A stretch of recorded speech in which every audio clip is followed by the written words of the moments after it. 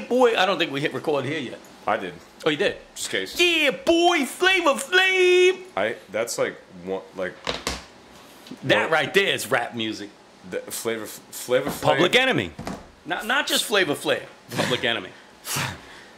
Flavor Flav lost his stock with the myriad of fucking reality TV shows. Yo, but let me tell you something. He's a legend. Legend? Hello. Yep, I'm good. Well, because you're always hanging them off your ear like a DJ, like wicka whack. Please, please don't give me a poor impression of a DJ from the early 2000s. Let me explain something to you. It don't matter how old that gets. If you wicka whacked, you whack.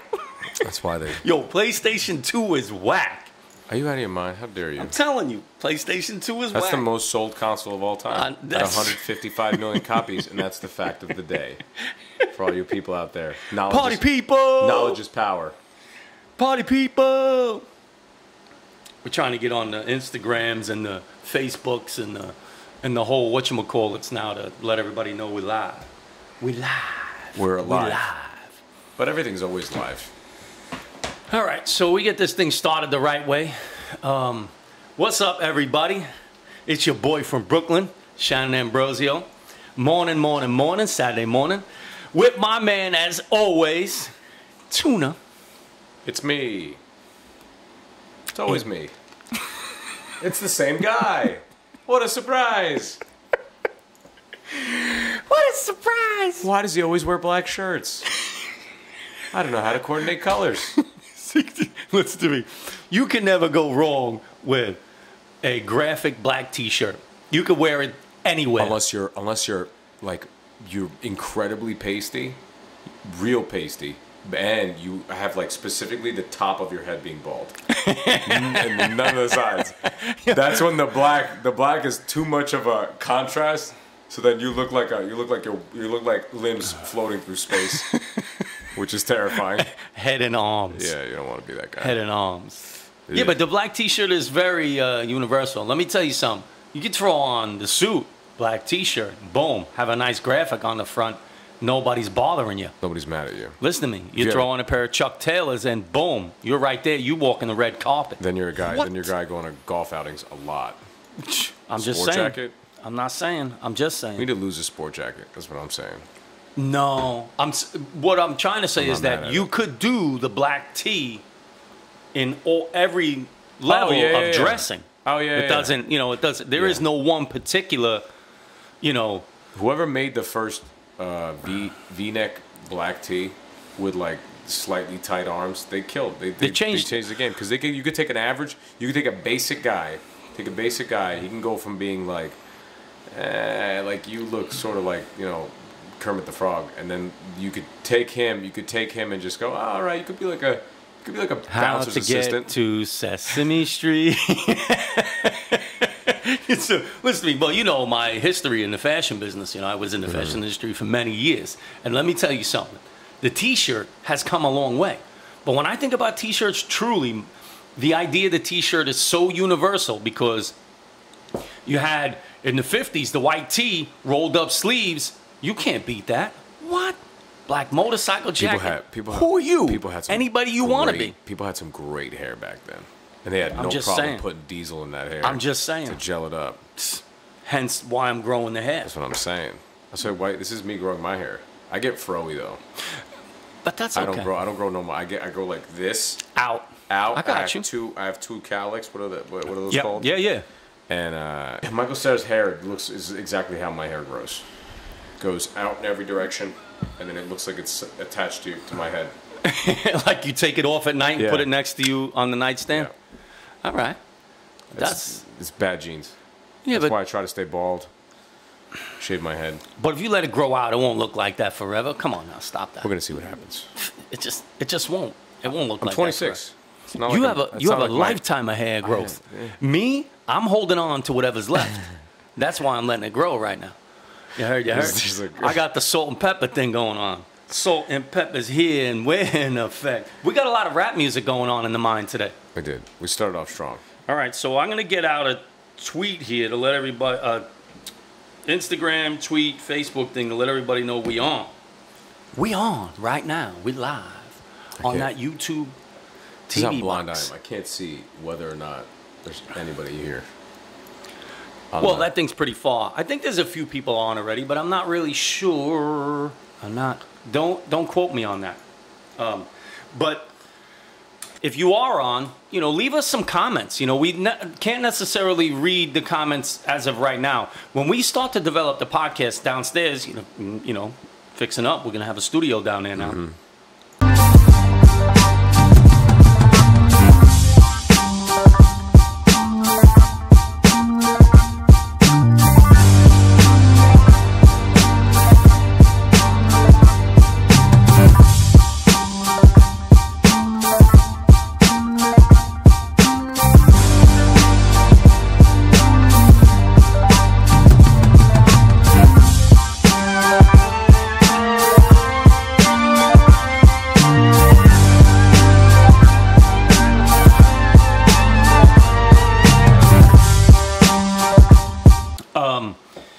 We will have it so that the computer screen and everything will be much larger, and we'll be able to see who's watching live and leaving comments, and hopefully be able to answer comments while we're doing the live feed on YouTube.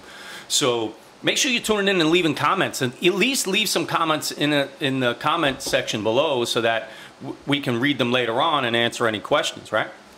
Sounds good. Yo, and listen to me. Here's another thing with my boy Tuna, right? So he shows up, and we have... he brought some Turkish pastries. Tuna is Turkish. Yeah, I was born in a country that was rich for a long time, and is not as gangster as they almost used to be. Took over the world during that 400-year phase. Yes, they developed some banging food. Yes, and if you've never had achma or börek or any of this stuff, when you have it, you'll be surprised at how tasty they are. Generally light and fluffy, buttery. They're good. They're breakfast pastries. These are the muffins of Turkey, but they're not sweet at all. They're more in the savory category. Savory category, and that's what makes them great. Yeah, because you don't actually feel that bogged down as you normally would with something getting hit with like a 30-gram sugar hit with a Danish in the morning. I really like these. This will start you off. This is good because one of them has got olives. Right? One of them has olives, and the other one is potato. And what's funny is that the potato one just reminds me of Brooklyn, the Knish. Yeah. And to me, it's basically the same. It's very similar. Very similar. Yeah. The outside crust is just a little bit different. This is more like there's a couple of different varieties of Knishes out there. This is more like a homemade. Yeah. I like that idea. They're like the perfect, to me, like it's such a nice. If you were to have, if you're into breakfast pastries. It's such a nice way to start your morning off because it's light. It's not. It seems like it's gonna be heavy, but it's not that bad. Yeah. You know. I'll tell you, world. I'll put these pastries against any pastry from any other country. This is the truth, folks. You know, Tuna and I have a lot of culinary experience, and we went to culinary school together. That's how I met Tuna. So when we talk about food and we put food on the table, it's because it's delicious. And it ain't just your run-of-the-mill, ordinary. We like good food. Do not eat bad food. I don't care where you are or where you go. I'm a little suspect of feeding myself bad food. I get lazy. I put it into a pot. I'm like, I'm going to set it and forget it. I want some pork? Cool. Here's a little bit. You know what I do sometimes?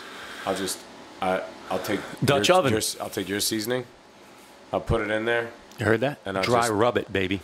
And I'll just chill. I'll be like, whatever comes out is probably gonna taste somewhat good. Delicious. Even if I don't baby it, it'll be good.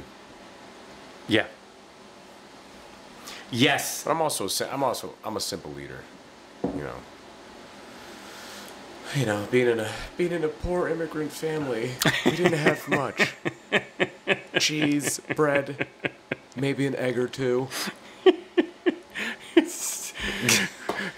To trials and tribulations, you know. Hey, listen, at some point, everybody who's come over to this country has been in the same and similar situation. Yeah, you come over because you're leaving something that wasn't that good and you're hoping to get something better. You're not coming here, you know, Most immigrants came to this country. They didn't come here with much, if anything at all. Yeah, you're basically taking a shot because there's nothing left at the spot that you were at. Yeah. Like, how much money you got? We got enough to get on a boat. That's it. Do you have enough money? Sometimes that's all you need. Yeah, it's just enough money to get on a boat. And believe me, people are motivated because they're like, you can open a business anywhere. Great. Thank God. And let me tell you something. These things are delicious right here. The potato one. What? I could kill. That's good stuff right there. I could comfortably kill probably all of the stuff I brought you today in one shot. Because when it comes to that's a lot. I have especially achma, like the olive one, the other olive one. I have a problem with that. Like, you put cheese with that, I'm done. I'll wrap. I don't even talk to people when that's around me. Right. You're like concentrating. No, I'm like, I can't. This is delicious. I'm super dangerous. That and pomegranates. Put pomegranates around me, your boy shuts up. Gets munched away. Seeds. I love pomegranates. No. My favorite thing Pomegranate of all time. juice? No, I like pomegranate whole pomegranates. Glaze? What? It's not bad. I'm not mad at it. Can't beat the pomegranate. Don't put pomegranate seeds in my salad. I will dump pomegranates into everything. No. I'm not doing it. You're not a seed guy. No. I don't mind. Listen to me. I like them all. I don't like caraway seeds in my rye bread. Really? No. I love it. Seedless rye. I'm a big rye bread eater. Rye's a strong bread. Come on. Sandwich. Best toast ever. Toast. Period. End. In the morning. Eggs. Whatever you're having. Rye toast. The best. No, the best. The best brunch. I'll put this in a 1B category. A tuna melt on a piece of rye. I'm not a tuna guy. Tuna melt guy? God. Not at all. Not even close. You couldn't get me to eat canned tuna. Fuck. I can't do it. I kill canned tuna. I can't do it. Tuna salad is like. Can't do it. That chicken salad. Chicken salad. No. Listen, you know me. I make the bangingest chicken salad. Roast my own chicken. That's what's up right there. Yeah. Pull all the chicken. Yeah. Boom. And I like it a little creamy. Goes in the food processor. And I'm going to give this one up right here. And this is my recipe. Roast the chicken. Pull the chicken. Goes in the food processor a little bit to break it up. I don't like super chunky chicken salad. I like it a little creamy, right? Yeah. A little bit of mayonnaise. Fresh squeezed lemon juice. Take the celery. Take Spanish olives with the pimentos. Put them in the food processor. Make a little tapenade. And mix it in with your chicken salad. Yo. You know it's right there. You just changed the game. Nobody. I'm not mad at that. Nobody's doing it. I'm not mad at that at all. You know what I really like though? You take a half a spoonful of chicken salad and a half a spoonful like a spoonful of egg salad. And mash that together. I'm about that all day. But also, I'm also a walnut cranberry. Like I like a little. I'm good with that jazzing one. Up my. I'm okay with that one too. Keep the pomegranate seeds out. I will dump thousands of seeds. Can't do it. Sunflower seeds, flax seeds. I'm a seed guy. I can't do it. I don't even know what that means. Everyone's a seed guy. I'm putting the half-eaten. What are these called? Those are burdick. Burdick. I'm putting the burdick almost eaten on the plate. I know. But now I'm going to finish it because there's only a bite left. I was trying to be nice, but we have many Turkish viewers. My enunciation on those words are horrific. I try though. I wouldn't know. I'm holding on by a thread to my Turkish heritage. I wouldn't know. Tuna's going to hold it down for 2 minutes. I have to get a napkin. I would have got you. Hey. And a small plate. 2 small ones, just in case you want some. No. Tuna knows where everything is. I don't. More like a napkin or like a towel? You know where the napkins are, on top of the fridge. Tuna knows. The other way, the other side. And that's what's up right there. Now, when tuna comes, a lot of times, I'm going to wait for tuna to come back. Perfect, thank you. I don't know what anybody thinks we're like we're like cavemen and we don't know proper etiquette. We both went to culinary school, and it seemed like for like 100 years, we know they beat etiquette into you. Fine dining etiquette and all that other stuff, but you know, nobody hardly ever practices that. It's hardly ever done anymore. I work at a restaurant where if you were to have like a cut video of people eating bad, it's thousands of people. Like, I mean, yeah, adults. I'm not saying in the sense of like everything about etiquette. Like, not everything about etiquette is great. I'm not saying that. I'm saying that like some of the stuff about etiquette is really good. You want to know why? Because if you get rice on the table when you're eating rice, you got to change your fork game up. Yeah. Also, you should never stab something. Yeah, like a serial cool, killer. Man, it's like it's your left hand. You live with the thing the whole life. Just give it some. Is this the first time you're using it? A little training. It's not that bad. And if you switch sides, I'm not mad at you at all. But don't make a mess. Yeah. It's the people that make a mess. It's like, how do you get cheese on a table? Yeah. Cheese from adults. And they're like, these are people in the prospect of making more of themselves. Which is procreating. Which is the worst thing to see, because you go, what? He or she doesn't see what's happening. Like the cheese hard on the table, that's a sign. That's a tough one right there. That's a tough one right there. You could maybe produce 100,000 more people that don't eat right based on this one moment. Those are my fears. Are those like nightmare fears? Those are nightmares. Like those people are gonna eventually procreate? Because I look at everything like fractal.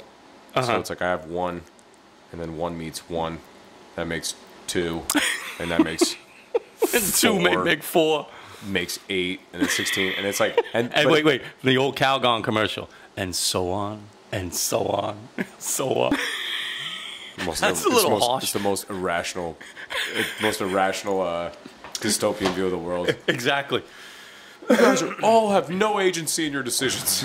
And what's funny is that brings up the kind of the topic of conversation for today, and that's about humanity and about reviving, or the revival of humanity, and how we feel about people just in general.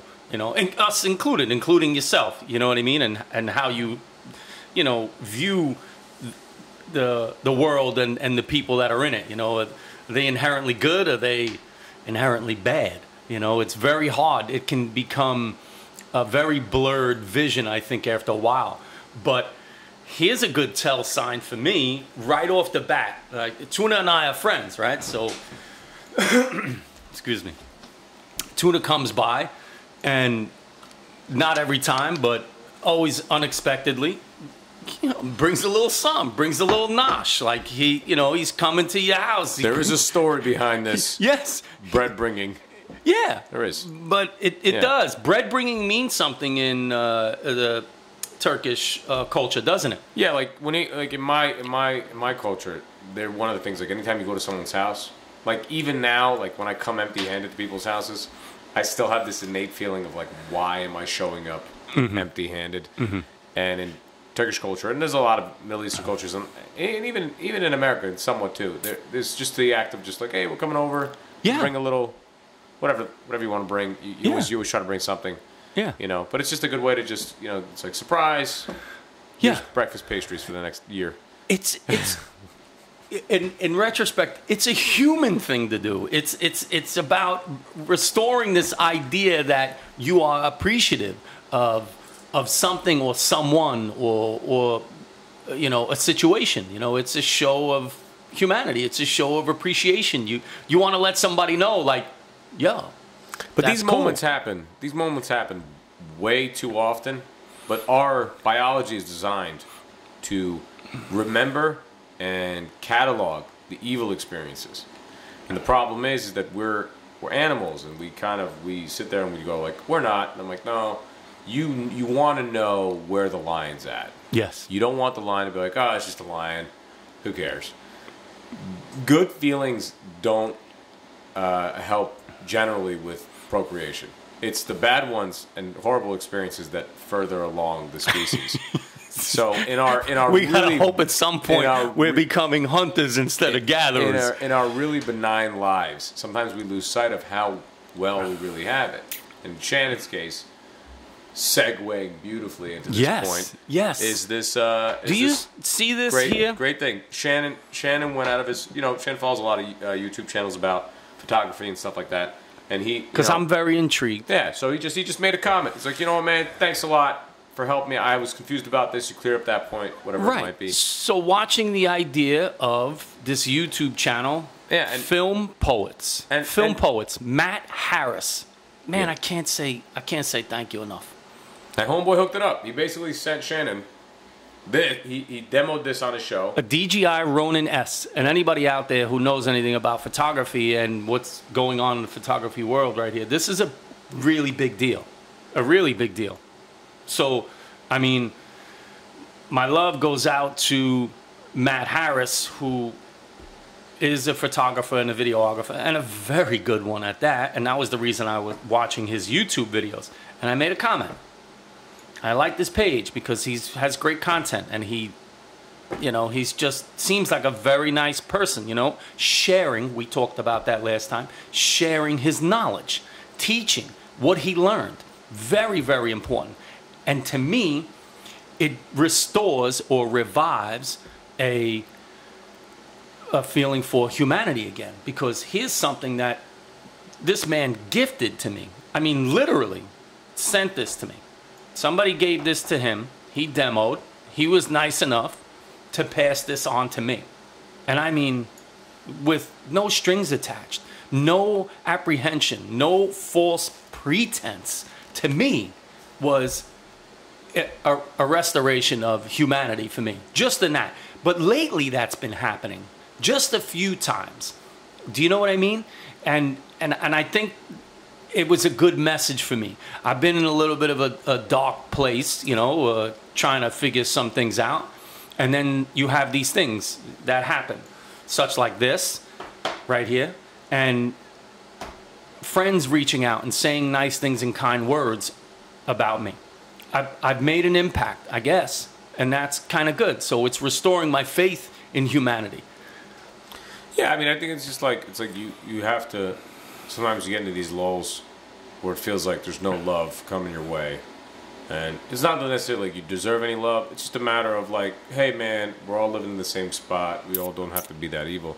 And moments like this happen. I remember when I was, I've been following podcasts for a really long time. Like, you're talking like 6-7 years now. I've just been deep in Well, you kind of got me moving in that direction. So when I used to tweet it like Rogan all the time, not like expecting anything, but like in a stupid way. It's like people understand like those, even though it's a retweet or it's a like or a share. I had some of my big favorite comedians actually like some of my comments and some of the people that I looked up to. You're a funny dude. So it's like when you have one of those moments, like it could take something like hopelessness and just the grimmest future that you could possibly paint for yourself. Yeah. And it doesn't even have to be necessarily something that's like really, really dark. It just could be the monotony of just doing the same life that you've always been doing.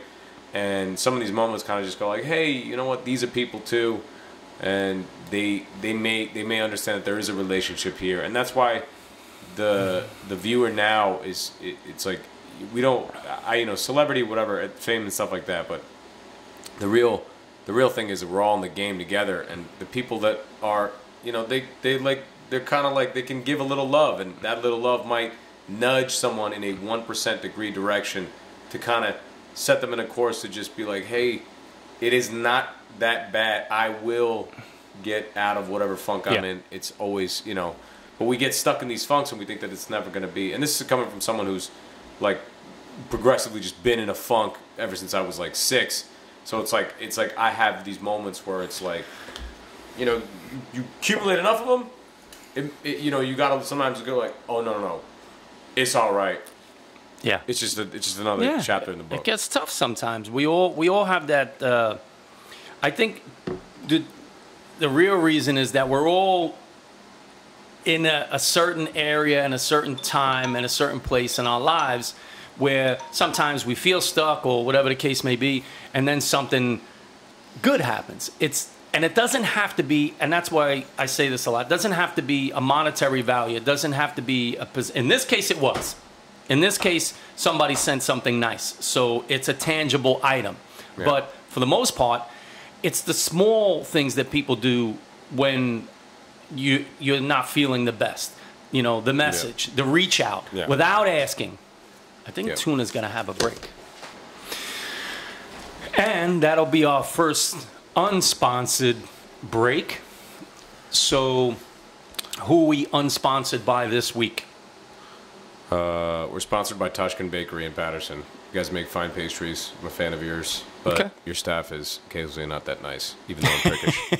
Fucks up with that. Food's good.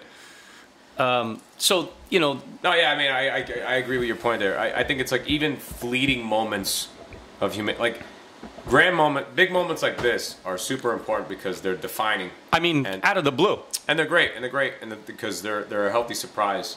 Because we are in such a routine all the time where things are rarely ever, not necessarily surprising, but just slightly joyful in the sense like, here's $1,000. You know, it's like you don't that doesn't happen to all because there's just too many. It doesn't happen often. It really doesn't happen often at all.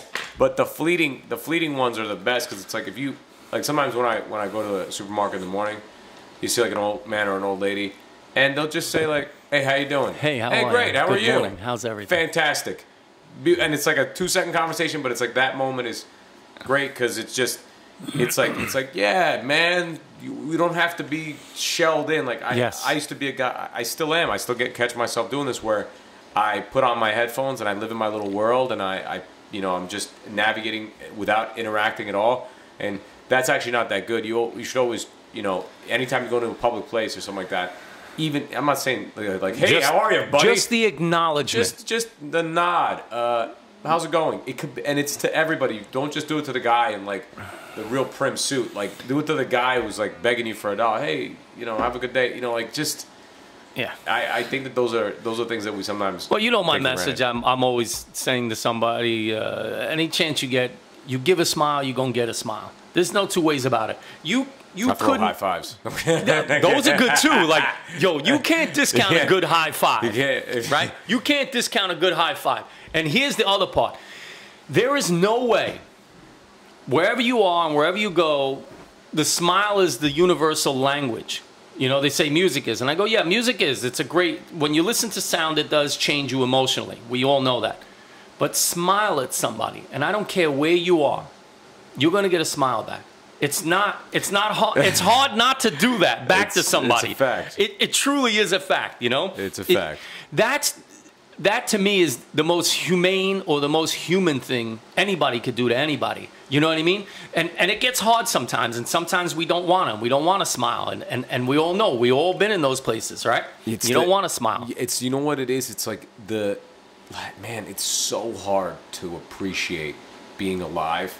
It is because the thing is the actual act of living is generally supposed to be filled with lots of trauma of trying to find food and you know what I'm saying? Well, if you're dating us back down to cavemen. No, but this is like we're genetically the same people. So we're hunting. That's the truth. That's what I'm saying in a sense that niceness and kindness and just being friendly on a tribal level of this magnitude of like 400 million people. Right.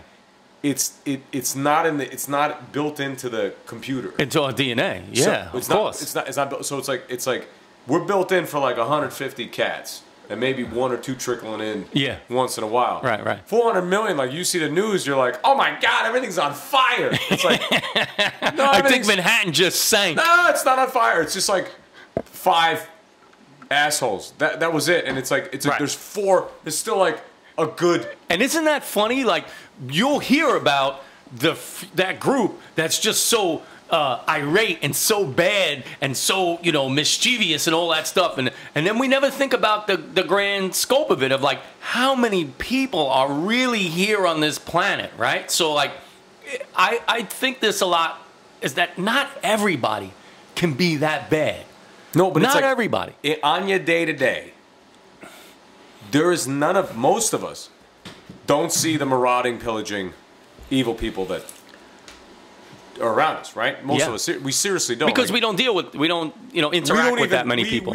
I mean, we see a car accident, like, oh, Jesus, what happened over there? Like, you get a little startled, but like, really, most of us don't see the real evil being done, and you go like, man, most of humanity is like basic normal people that are just trying to live some semblance of a life. Just trying to get to point A and B. Can you take these normal people and give them a bad ideology and gear them in a... Of course you can. Most of the time. We all know that. That's what it's like. That's why we have how many religions? Yeah, well, it's a bad... They have bad software.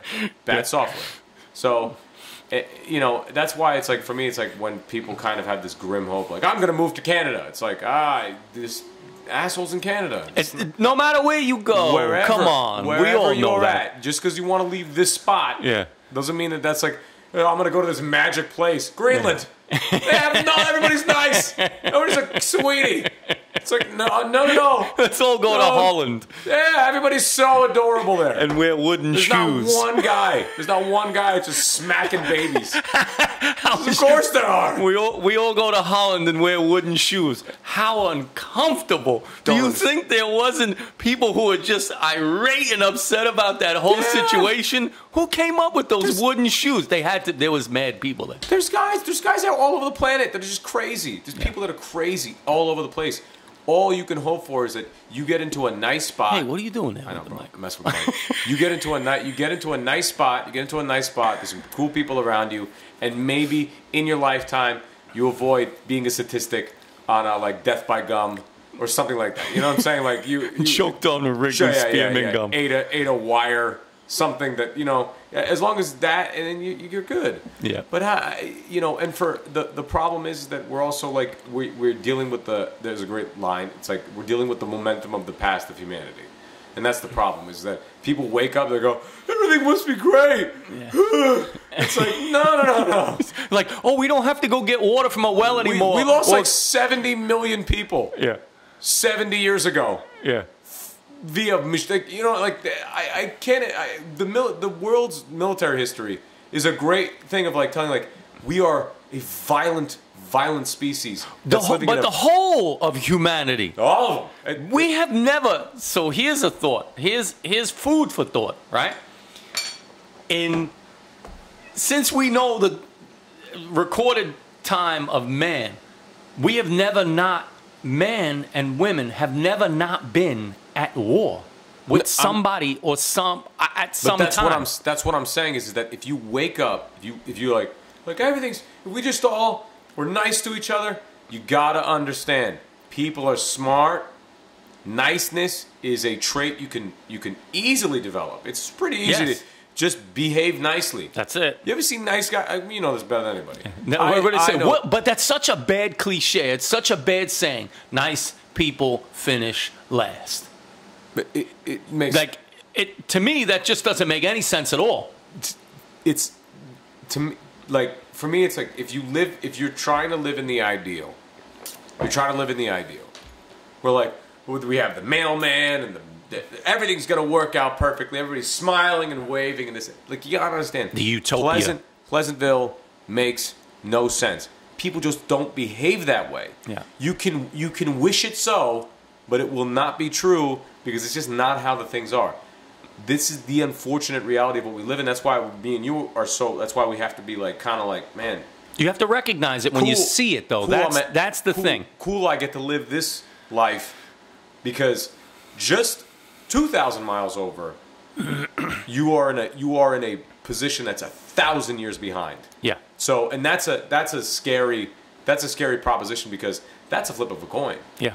You are. I mean, man, if you would have born in another spot, yeah, dunzo. Yeah. You could have been dead at 30. Yeah. You know, and that's the big thing is like where they start getting into nuance of everything that's wrong. well, this is wrong and that's wrong, and why do I have to do this and this and that? I understand. There are people that don't have water. Yes. Not just 5 people, 1.5 billion people. Yes. And 3 billion people are starving every day. Right. And 100 million children die a year because of starvation. Right. But that's, I understand. Let's be relative. There are problems in your day, but they're not in comparison. Bad. In comparison. Because they're living at this time. Right. Well, when you use the universe, theory too, it's like, how vast is the universe in comparison to what we are on planet Earth is so small in the vastness of, space and infinity, as they like to say. And truly, that's the grand scope of your life, too. It really does happen in a blink of an eye. So if we're spending most of our time trying to be hurtful or, condensed in our thoughts, it gets disrupting.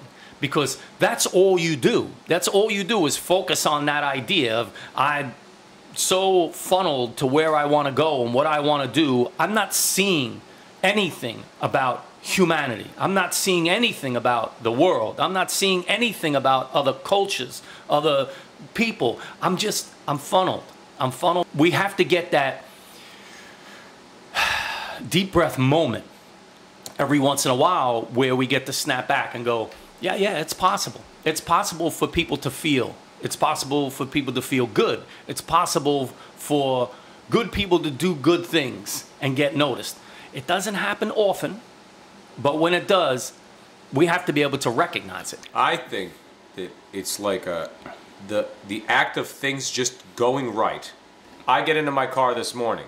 I know the exact statistical probability of me getting into a car accident. It's actually pretty common. It can happen to everybody.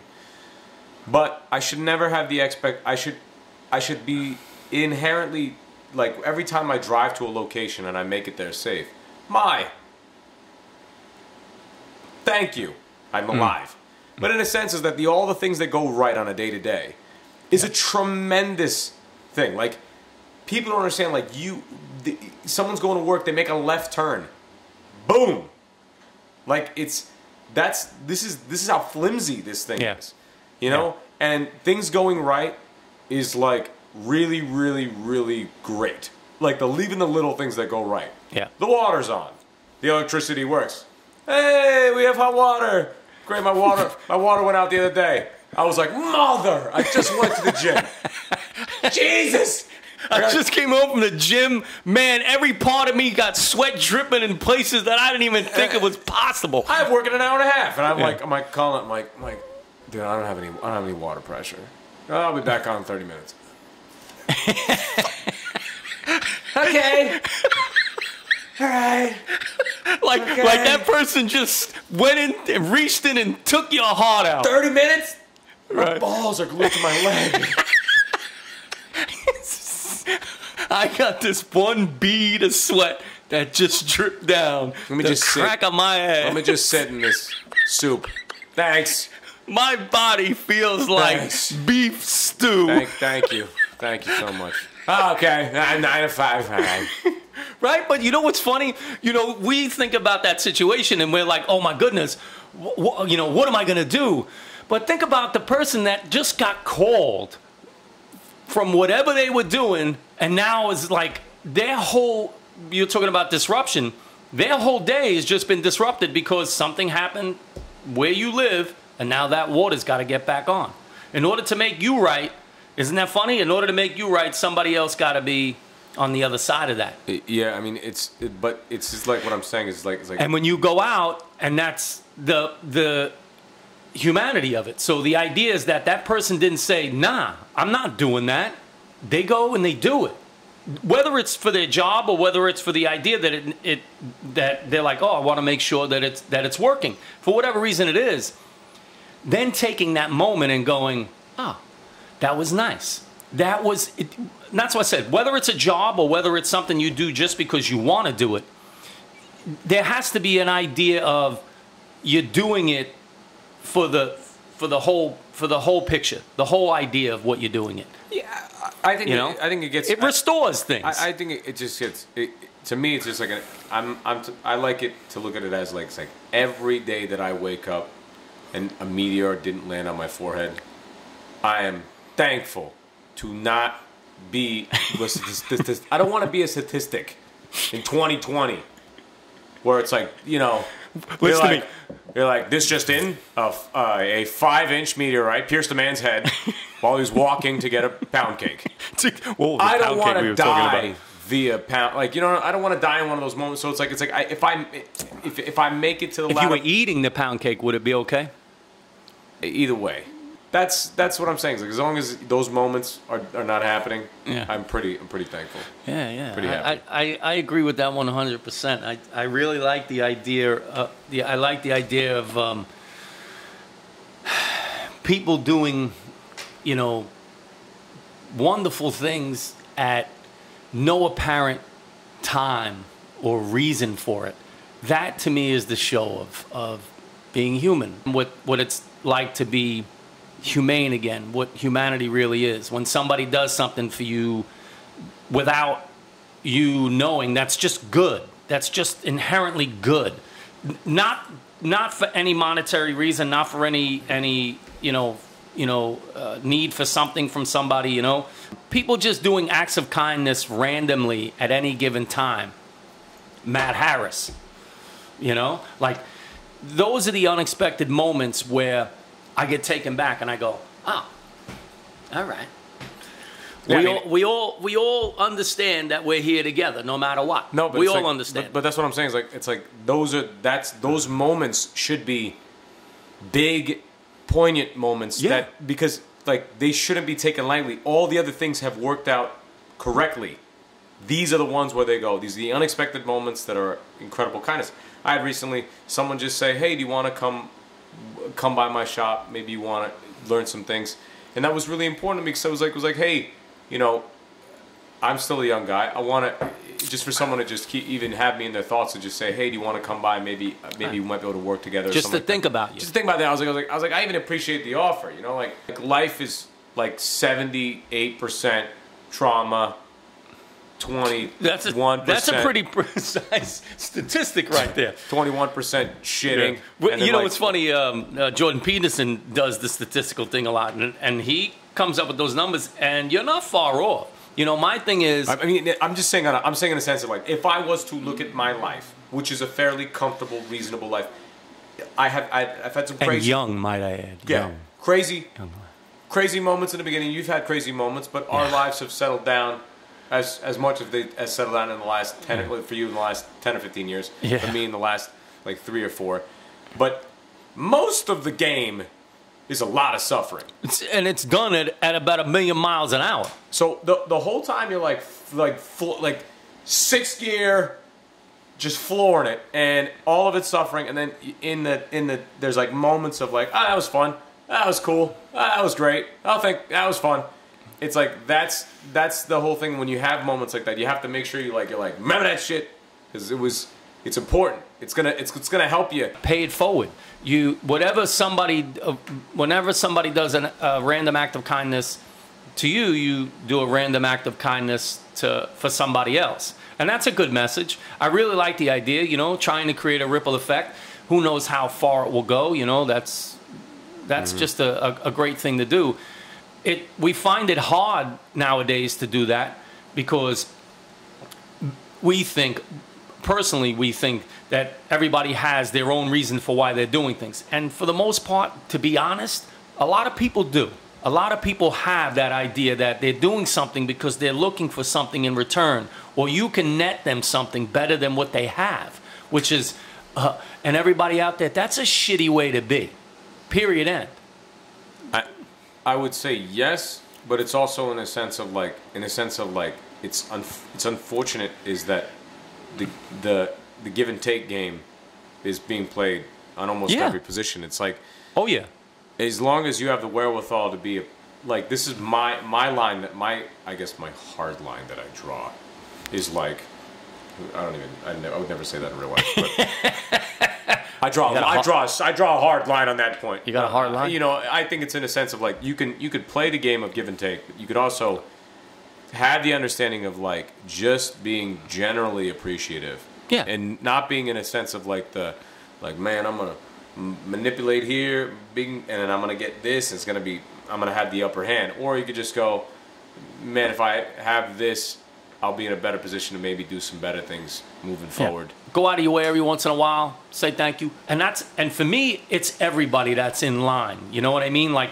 nobody gets left out from the gratitude part of, you know, saying thank you. You know what I mean? Like we say, from the guy who sweeps the floors all the way to the guy who, you know, who's the boss.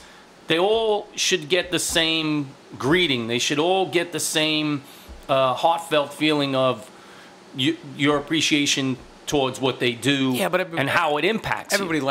Everybody lacks wisdom. Across the board. I mean, I see people that are like he's a man of stature. It's like, no, it's like, let's make sure we say hello and be nice to him. I'm like, even like the hyper intellectuals, it's like, dude, I understand you're existing on a different plane than the average guy, but you are not winning anything in this game. You are not winning anything. You could have the grandest life possible. You could live in the biblical paradise of the top end of humanity, and you still get the same prize. So at the end of the day, biggest and best message of the conversation is nobody gets out alive. But so remember, everybody gets the same prize. We all get that prize. But the thing is, you know what's really funny? If you look around all the people around you right now, those are the people that are with you on the ride. You can do one. They might have caused you suffering, and you could return the suffering. Totally understandable. I get it. It sucks. Or two, you can maybe have some resolution, maybe move forward in some sort of amicable way, and get by. Or three, just kind of go, no, I choose not to have these experiences define me at who I am. Yeah. And I choose to just treat people regardless. I've had people treat me terribly, and I still try to be nice to them, and it's worked out. It's worked out well in a sense of just like, even though they may never talk to me ever, it doesn't really matter to me. The idea when somebody does like something like this, it's kind of like that pay it forward thing.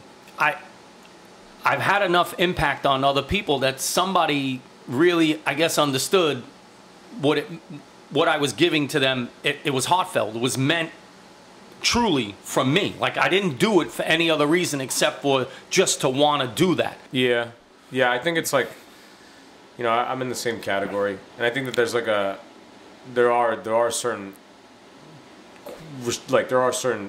prerequisites for that. If you call me on any day, I'm always generally like I try to do for the most part, and almost I would say most of my friends, the people that I call my friends, you know, and family too. Like, you know, push comes to shove, I know who's there. Yeah. I don't even have to think about it. It's not even it's not even something that crosses my mind. Yeah. You know, it's the people that don't even know you that well that reach out and are like, hey, can you? And I'm like, listen to me, Kenya is a country, but I'm not it. Do you understand what I mean? That's what I'm saying. I agree. Kenya doesn't live here. You know what I mean? You already know. You can Kenya. I can go to Kenya with you if you know me. That's 100% a factual statement. That right there to me is the true statement. I think that, like, for me, it's like if a friend asks something of you that's great, like I'm in a weird category with that. It's like where it's like a friend can ask anything of me, which is fine. If a friend chooses to compromise some aspect of the friendship, which they knowingly are going to compromise, right? That's when I begin to draw hard lines, and I go, you should know where the compromising lies. Yeah. Like, where it's like, if you are going to ruin what we have, you know what you're doing. Right. I've seen it happen through and through. Friends will ask other friends something so great of them that they might have a massive possible detriment on their life. And if the other friend doesn't understand, like, hey, if you renege on this, This is not just regular over. This is as over Yeah. as every experience possible. Yeah. And I think that there's sometimes like where people put their friends in positions like that, and it's not. I hate when people say, "Oh, I know their true colors." It's not a true color thing. No, it's a situation thing. It's a situation where two people meet at an intersection, and there's no way to cross this thing. Yeah. And the best way to do it is to actually just go, no, actually, I'm cool. I don't need any. I'm sorry I even asked of that. Or instead of going like, if you don't do this, this is defining our friendship. Right. That's one of the worst. Well, I think that's one of the worst things. That's one of the worst things I've ever seen is where the expectation. One, there should be never an expectation of a friend should meet anything you ask of them. Well, what you're asking should be within reach of whatever it is that you're asking for. It should never be, to the point where you're putting somebody out.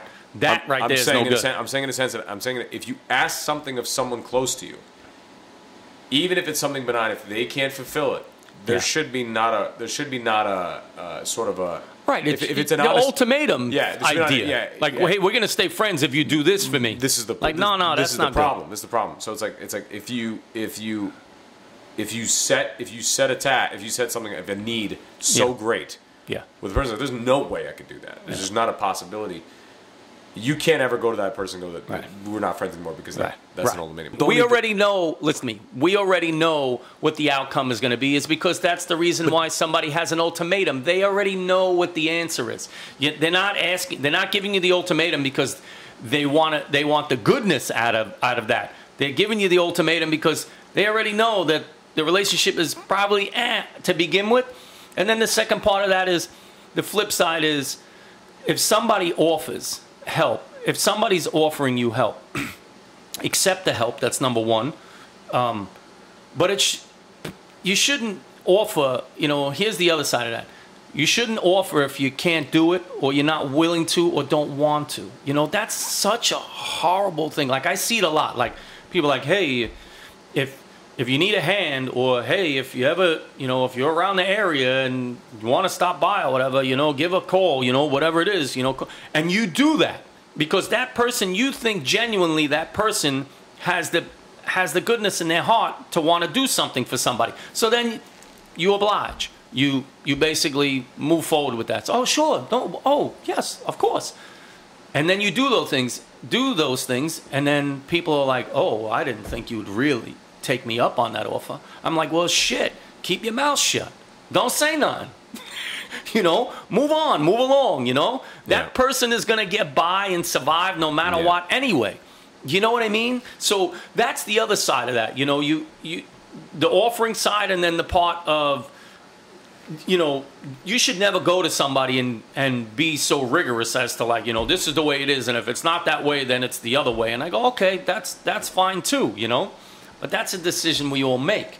You don't have to be, my thing is, no stringency is necessary on a relationship like that. And then the second part is, if somebody does that to you, they already made up their mind, Bo. You know that. I'm arguing the agency of someone saying that shit. Like, it's like where they're like, this is totally reasonable. It's like, this is the most unreasonable thing you could ever do to somebody. Like, in a sense of just going like, I totally blame you if this scenario doesn't work out. It's like, well, why was I lumped in? Why was I lumped into your equation of this certain outcome that you wanted? And it's like, why? Yeah. Why? How am I a part? I'm here in my world, dealing with all the trials and tribulations that it can have, and all of a sudden I'm attached to your thing. And that's one of my biggest fears. Where if I see myself expecting anything out of anybody, I get weird. I begin to weird myself out because I go, hold on a second. Why does it matter? And this happens with parents a lot, where they look at their kids and they go, I have this expectation of you becoming the greatest potential possible. It's like, no, your kid will become whatever your kid will become. You cannot stop that. What you can do is you can either be around for it, or definitely not be around for it. And that's about it. Isn't that funny? Because that's the flip side of things, So you have that thought because you know, because you're coming into yours. The whole idea of you becoming a man and parents wanting to have some type of influence on that. And the same goes for me, you know, not wanting to see your children make bad decisions or be in a bad position, you know, and I'm partly to blame for every part of that or whatever the case may be, and you hold yourself accountable for that. And I do, and it's one of my demons that I live with at all times. But the idea that people can find it a good place with the people that they're interacting with on a daily basis is a hard thing to do, you know, and it's a hard pill to swallow on the other side for the other person doing whatever it is that may not be good. It works on both sides, and that's why I said, you know, sometimes we all need to, you know, push ourselves back and take a look and try and figure things out. And maybe the decision you made at the time wasn't a good one, but the humanity inside of us all, hopefully, not hopefully, but hopefully comes through and yeah, I mean, spreads a little bit of peace and joy and happiness along the way, because it's tough out there. No, yeah, I'm saying it's really tough out there. I've made some of the worst decisions possible. I mean, like down the litany of things. And when you make a bad decision, when you make a bad decision, isn't it nice every once in a while when somebody just says, "Hey, it's all right. Don't worry about it." No, but I agree with that. I'm saying in the sense that in the act of making the poor decisions, mm-hmm. the subsequent feelings, if I had a list, the subsequent feelings of those bad decisions never were ever that fulfilling. Because I did this, and this for you, and now I did that for so long. We all do that, you know, and that's not humane at all. Like you're really doing an injustice to both sides of that. Yeah. I reflect on some like horrific choices, and I go, man. Like, I mean, if people like, I'll never have that person will never hear my explanation for that, but they're in a sense of like that's why sometimes we live in this sort of like everything's sort of knotted in human interaction that we have a lot of the times, where it's like man, if people just kind of went just like, hey, what's on your mind? What's funny is that your first idea of bad things happen is that you want to be angry at somebody, but in actuality you're really angry at yourself. 100%. 100%. And listen to me. I couldn't tell you how many times how shitty I've been. It couldn't. Like I said, that's what I said. I couldn't write them all down. That's how bad it is. Infinite amount. Yeah, infinite amount, right? Yeah. But the idea of you having to live with all those things is that's what I said. Those are your demons. You have to live with them. Some relationships are a lot harder than others to do that, you know, and we all have those, you know, repressed feelings that we have that, you know, that we can't get rid of, and I have them, and it's hard to get rid of. You know, it's hard to get rid of those things. It's hard to get comfortable in these chairs sometimes. But for the most part, I think my restoration and my revival for humanity comes in spurts. It comes in little messages. You know, getting a phone call from a friend yesterday. You know, it's just nice. It feels good. It puts all that other idea of, man, I've been messed up to people and people have been messed up to me and things aren't that great. My situation's not where I want it to be right now, but I know in the back of my head that maybe it's not. I'm hoping that it's not always going to be that way. I'm hoping. That's my biggest, that's what keeps me. It's not What does it for me is not that whole thing of drive and persevering and doing all those things and, like I said, overcoming. And it's hope. My message is hope. I'm always hoping. And that's why I'm always willing to take chances and opportunities and talk to people and want to know them and interested in what things can be. It's the hope of things. You know, it's not for any other message. That's why my favorite movie of all times is The Wizard of Oz, because The Wizard of Oz is a movie based on hope. Yeah, I agree with all that. I'm a hope guy too, but I'm more like I used to live in this twisted reality of I expected something from life. something to give me something. You're not the only one. Most of humanity has this thought.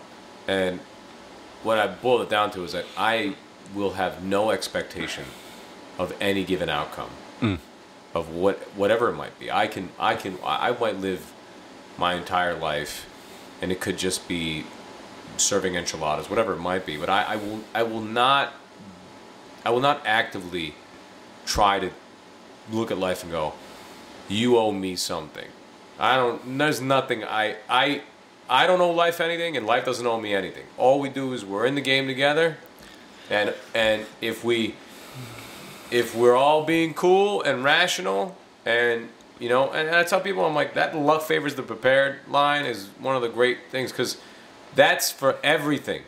If you let your laundry get out of hand, what happens? Chances are you ain't gonna have a clean shirt. 5 hours trying to clean everything. It's as simple as that. You wouldn't even have that black T-shirt you're wearing right now.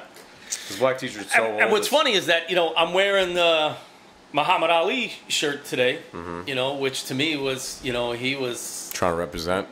Listen to me, humanity. What that man did to speak up for himself, and the way he felt, and the way things were happening.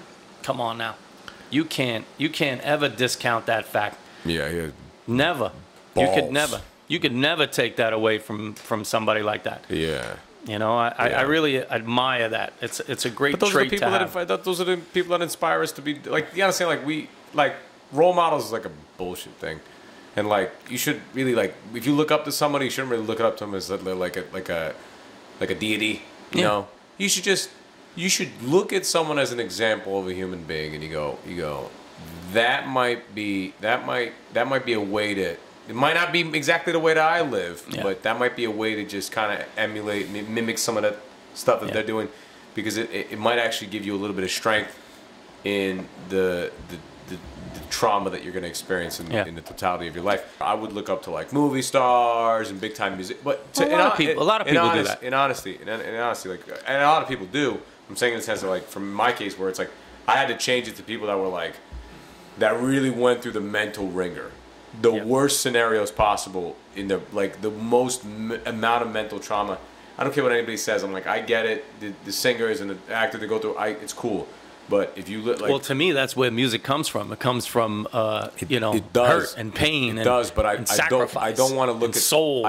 I'll hear their music, and that's great. But if I'm listening to people really talking about life, I want to hear from like a Navy SEAL.